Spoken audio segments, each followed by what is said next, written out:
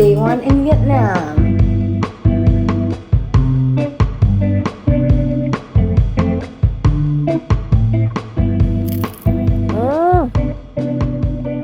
Nabawasan na yung net worth ko.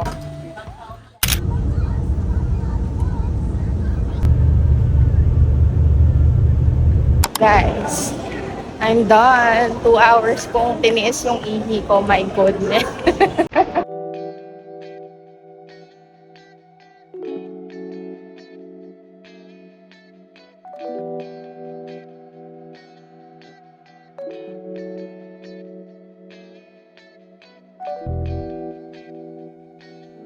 Sorry, hindi ko alam kung pwede itong videoan. Pero tignan nyo, walang tao sa imig. Bongga! Ang saya!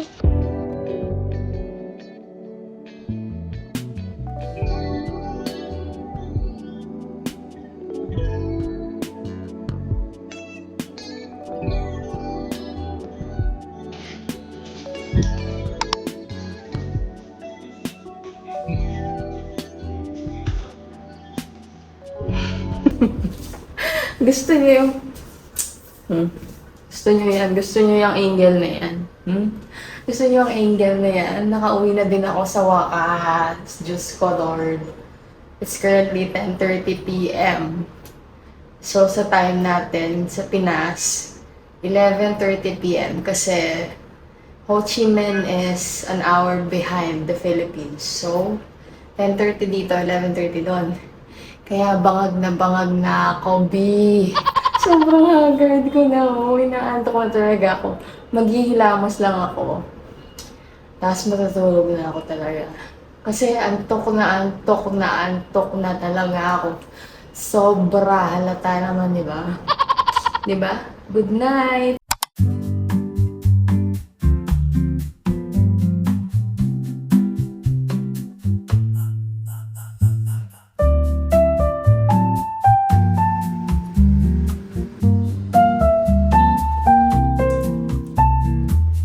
Hi guys, Cynthia, we're here in Vietnam. We'll explore the market, we'll get breakfast. Maybe I'll get something from Watson's kasi nakalimutan ko yung collagen drink ko sa bahay, kakamadali ko kahapon. Tapos yun, balik tayo dito. Tapos for this whole day, feeling ko chill lang today. Parang shopping, coffee hopping. Coffee hopping? Baka magpalpitate naman ang person na yan. Coffee hopping, try ko mag-coffee hopping.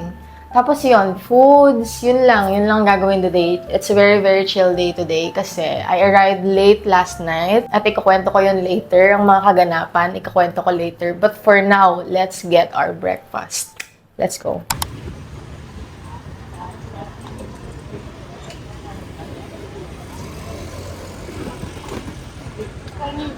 Ay, grabe, ang daming obstacle course. Oh, bag.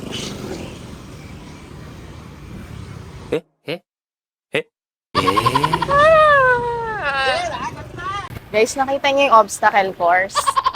Ang daming obstacle course dito at ang dami ding fast food na malapit. Sobrang alive ng neighborhood na to.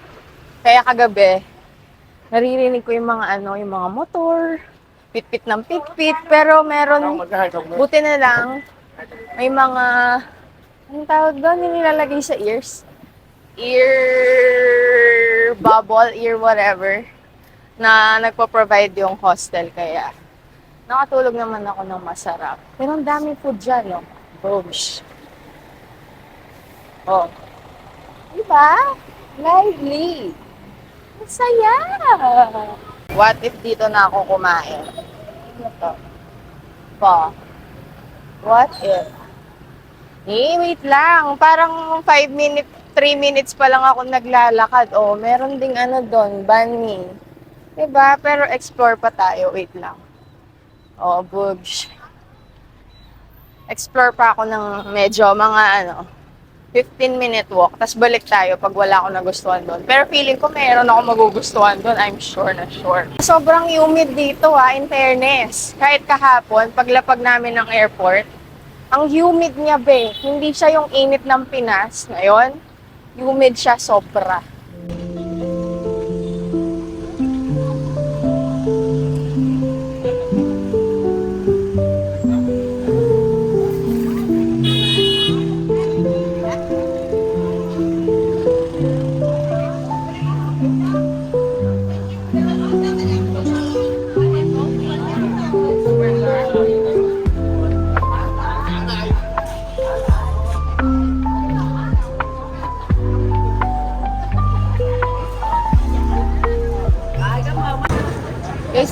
Na ako sa Chotay Bin Market. Chotay Bin pala siya. Ang lapit lang. Hindi pa ako pinapawisan.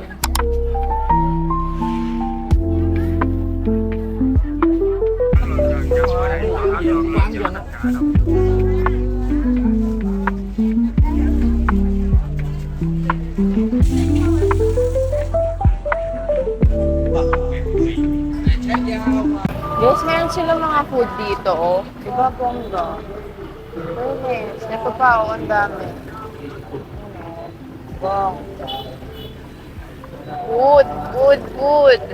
Meron ako hinahanap dito banh mi. Kaso nakalimutan ko yung name niya. Banh mi. Kung daming motor, pag hindi ka careful dito, mamamatay ka talaga, bing! Check natin. Wait lang. Pwede ba pumasok? Ay, oo, pwede. Ang daming food dito. Dito talaga ako kakain. Kahit mainit, sobrang pawis na yung kilikili ko. Ayan, no, ang daming food. Tingnan nyo.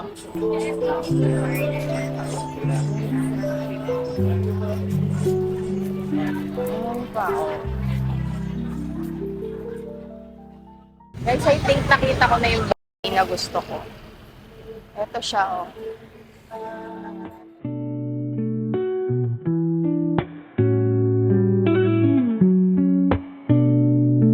Banh mi secured. Guys, hindi ko kayang makipagbakbakan dito sa palengke nila. Sobrang daming tao, as in. Sobrang lively talaga. Wala silang time para sa kaartehan ko, sis. Ay, may coffee shop. Bumili ako ng buko tsaka ng banh mi. Hanap ako ng coffee shop doon lang sa may tabi-tabi dyan. Kung kaya ko kasi na-overstimulate na ako. Pero I appreciate na sobrang lively ng neighborhood na to. Pero let's see, guys. Gutom na ako. This is it, pansit. Ay, hindi. Nakantap pala siya, bobo. Pwede nang lumipat.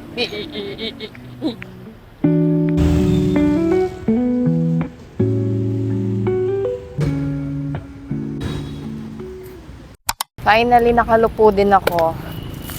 Try ko tong buko juice. Kung may iba ba sa lasa ng buko juice ng Pinas. Shucks, ang tamis. Oh my God, perfect. Alam nyo, di ba sabi ko, pinlano kong kumain sa may market. Kaso hindi ko kaya, guys, yung energy. Hindi ako pwedeng magbagal-bagal doon, girl. Kasi parang fast-paced lahat. Umaga, people are buying stuff to cook for later. Anyway, let's eat. I bought, banh mi. This is the classic banh mi. Dapat ang kukunin ko yung chicken banh mi Pero 'di ba, let's go for the classic one. May gamot naman ako, so bahala na. Ang sarap ng bread niya. Fresh yung bread niya. Malutong. Ang laman niya is meatloaf, hindi siya very overwhelming. And may mga veggies din, so 'di ba, very refreshing siya.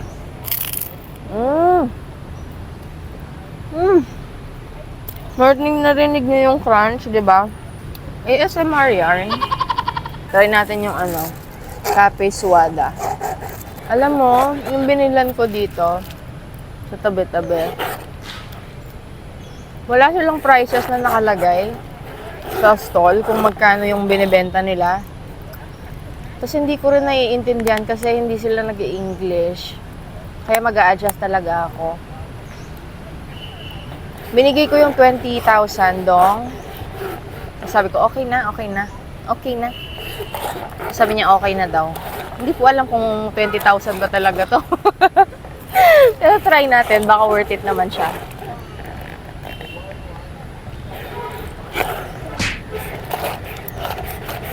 Grabe naman yan. Sobrang tapang. Pero ang sarap niya siya. Alam niyo, ito talaga yung goal ko kaya ako nag-Vietnam. Gusto ko matikman yung coffee nila as a coffee enthusiast. Ganon. Diba sabi ko, kanina, pinag-iisipan ko parugo yung yung nagbenta sa akin ng coffee. Kasi nga, diba, walang prices yung items nila sa stall. Tapos, binigay ko 20,000 dong. Tapos sabi niya, okay. Sabi niya, sis, pagka-compute ko ng 20,000 dong, 45 45 pesos lang, sis. So, yung buong meal ko, itong coffee, yung buko juice, at saka tong banh mi, it came down to 103 pesos lang. Ha? 103 pesos, grabe. Yung buko juice hindi ko pa ubos. Yung banh mi ubos ko na. Ito pa ubos na. 103 pesos. Wow, oh my gosh.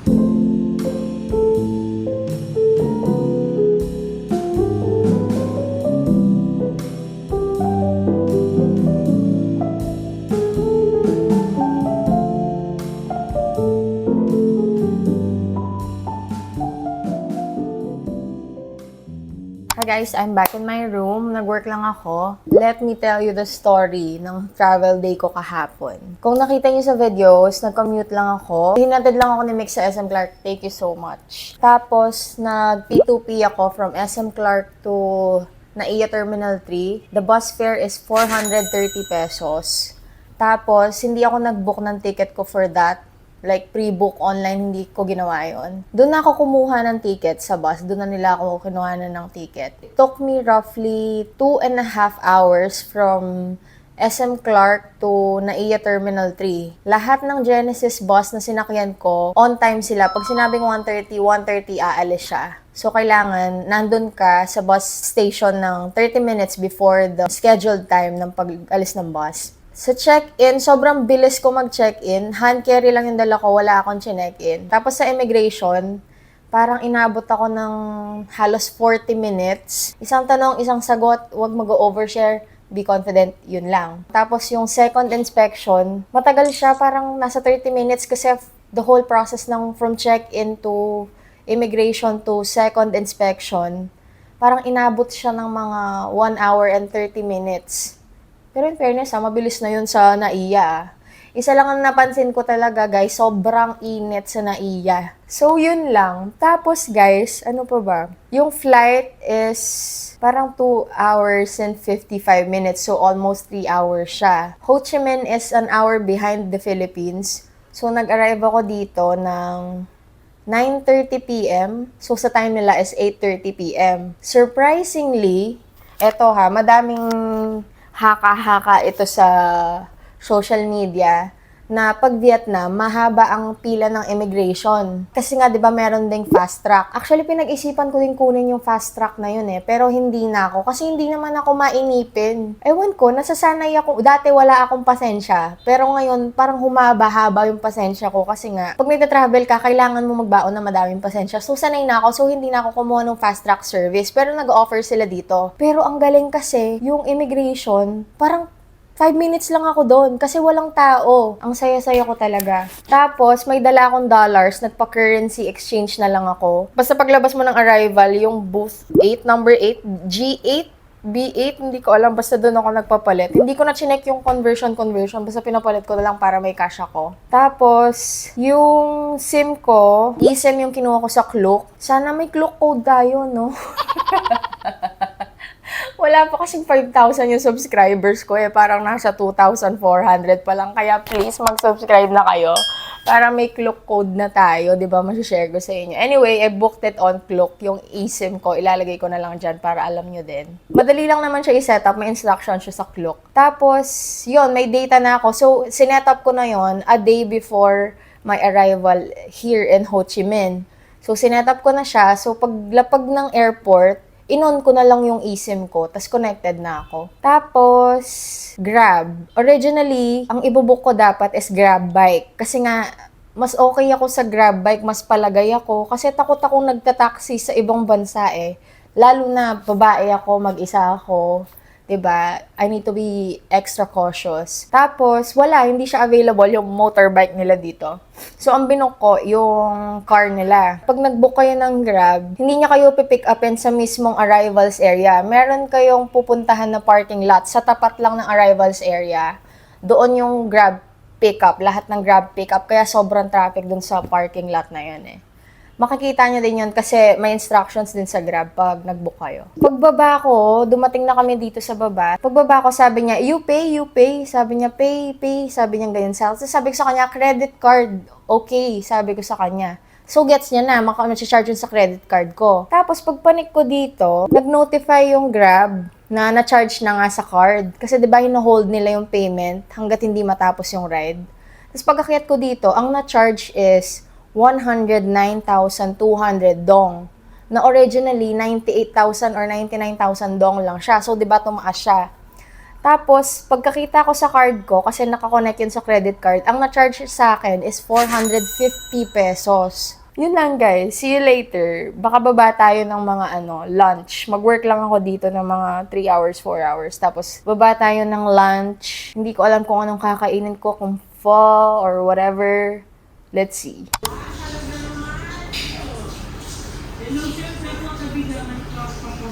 Outfit check, oh. This top is from i-check out nyo lahat din sa Shopee link ko. I-add ko lahat ng product na suot ko sa video na to para ma-check out nyo siya, guys. Bang, sporty tayo today. Kasi magtitingin ako ng damit, so kailangan madaling hubarin yung mga damit ko kasi magsusukat-sukat tayo. Yun lang, guys. See ya later. Bye-bye. Guys, diba yung Airbnb, yung building ng kung nasan yung Airbnb ko, yung harap niya, parang Central Saigon Park, ito yon. Tapos, yung street after nito, hindi ko alam anong street siya. Pero yung street after pa nitong street na to, yan. Yung street after niyan pa, Nguyen Try na yon, yung shopping, parang shopping street nila dito, doon tayo pupunta.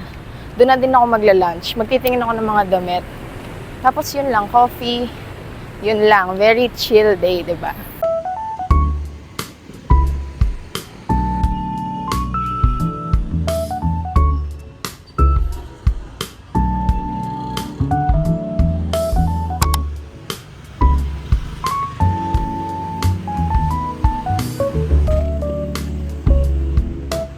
Guys, parang puro shoppingan dito sa may Nguyen Try, 'di ba? Shopping street nga, 'di ba? Tapos naghanap ako ng pagkain. Pero ang daming pagkain sa tabi-tabi.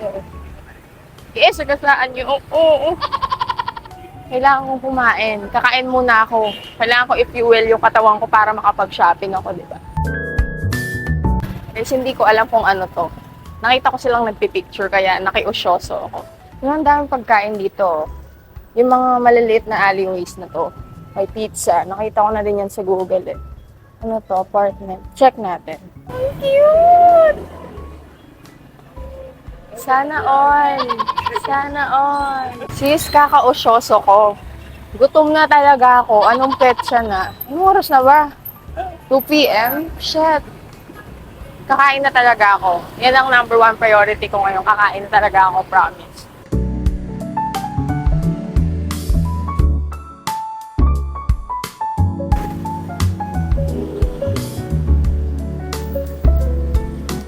Sarap.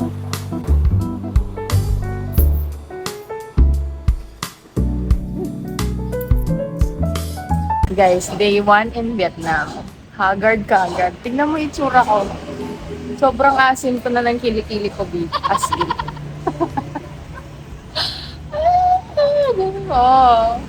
Feeling ko babalik muna ako sa Airbnb ko. Diba? Naiingi pa ako. Saan ako mag-CR dito? Tapos gusto ko pa ng ride. Hindi niyo pa ako marinig. Oh, bahala kayo dyan. Basta ako, pagod na ako.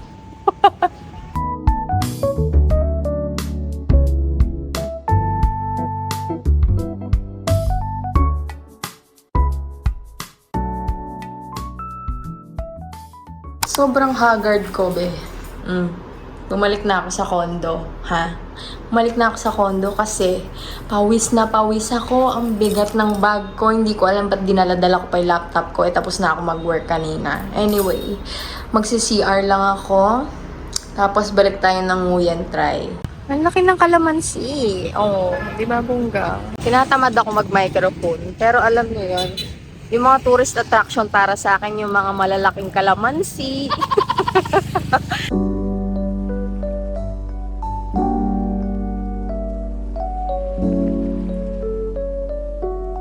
Cute. Oh, backless. Oh, cute. What do we think, guys? Anyway, ganyan siya. Oh. Diba? Santa Santi. Diba? Is this a look or what? Oh. Simplihan lang tayo. Burgs. Diba? This is my top from Shopee. Ito pants nila to. May ganito na kasi ako sa bahay eh. Pero cute siya oh. Sakto siya sa akin.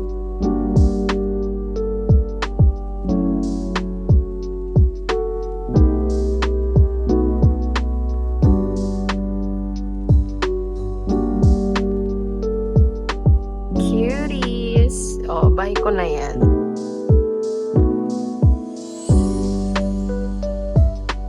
Girl, nabawasan na yung net worth ko. Kasi kahapon, ang net worth ko is 2,300,000 dong. Ngayon, ano na lang siya, 1,300,000 dong.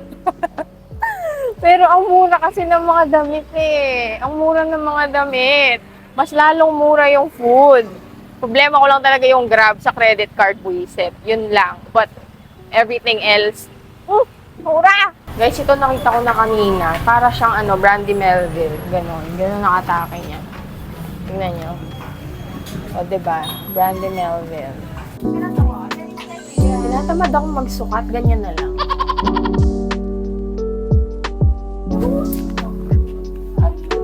Cute niya, guys. Tingnan nyo. Diba? Hindi nila pinapaiwan yung mga... Kung bumili kayo sa ibang stores, hindi nila pinapaiwan sa store nila bago kayo mag-roam around to shop. So, pwede mo siyang masukat na mix and match, di ba? Ito galing sa ibang store. Ito yung sa akin.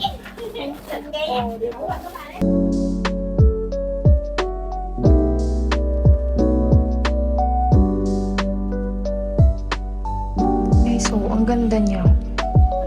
Sobrang silk satin, whatever. 818. Ganda. Favorite ng nanay ko yung mga pajama eh. Ganda. Oh. Gusto mo yon yung Miu. Alam niyo yon yung Miu na ganitong shoes. Perfect. Local brand to dito.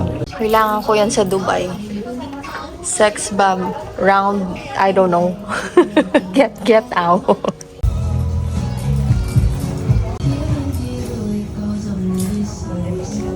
Guys, itigil na natin to. Dahil nagugutom na ako. Nagugutom na ako. Gusto ko ng... Ay, ang ganda ng damit, oh. Ayan, oh. Ay, ang ganda, oh. Bag. Wait lang. Sabi ko, ititigil ko na to, eh. Wait lang.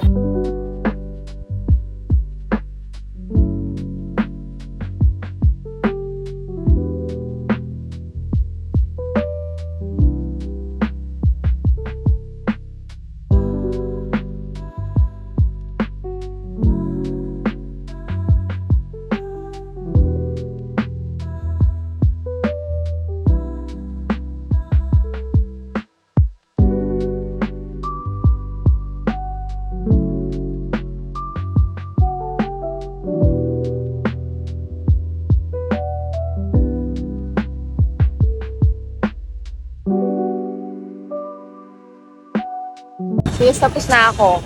Promise. Hindi yun promise. Gusto ko pang bumalik doon. Ang daming maganda, tapos sobrang mura nila. Tapos yung isang store, hindi niyo ako naririnig, pero yung isang store, tinanong ko lang siya kung naka-sale ba yung piece na kinukuha ko. Kasi meron silang aisle na sale, like 20% off. Tapos sabi ko, discount sale, parang ganon. Tapos nanahimik siya, tapos nagta-translate pala siya. Tapos sabi niya, okay, I give it to you 300,000 dong. Kasi parang 590 dong yung binibili ko. Tapos sabi niya, okay, I give you 300,000 dong. If you give me 5 stars on Google review, ganun. Eh, binigay ko sa kanya, sis, naka-discount ako. Balik muna tayo ng Airbnb. Kasi ang dami kong bit-bit, oh. Nakakaya naman dun sa place na kakainan ko. Balik tayo. I mean, ako yung babalik doon. Ako yung babalik doon, ha? Tapos kakain tayo, mamaya bababa ulit ako. Shucks. Ay, shucks. Hindi ako nakapunta ng Watsons. Hindi ako nakapunta ng Watsons. Anyway, doon pa kasi yun eh. Mamaya, try natin. Pagod na ako, di masakit na yung paa ko, yung mga kasukasuan ko, yung bulsa ko. Well, bulsa hindi. Kasi ang mura ng mga damit, tapos ang gaganda ng quality, sobra. Thank you.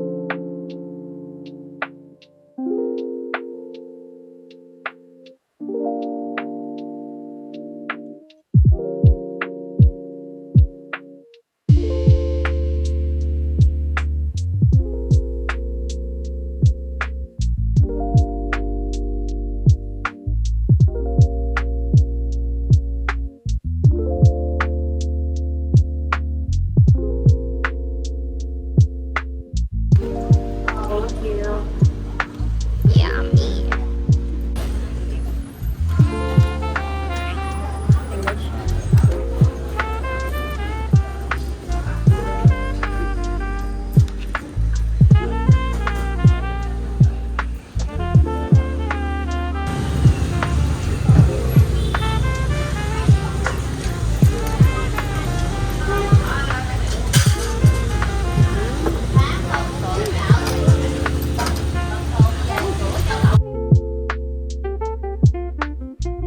Binitbit ko yung buko ko, Bi, kasi natatain na ako. Nagtataka siguro yung may-ari, bigla akong tumayo, tsaka ako marito ng takbo. Natatain na ako, bebe. Kaya buko lang ng buko, sis. Bilisan mo naman, ang bagal ng elevator na to, natatain na ako. Guys, alam nyo, kung ako yung nandyan, siguro humihilik na talaga ako.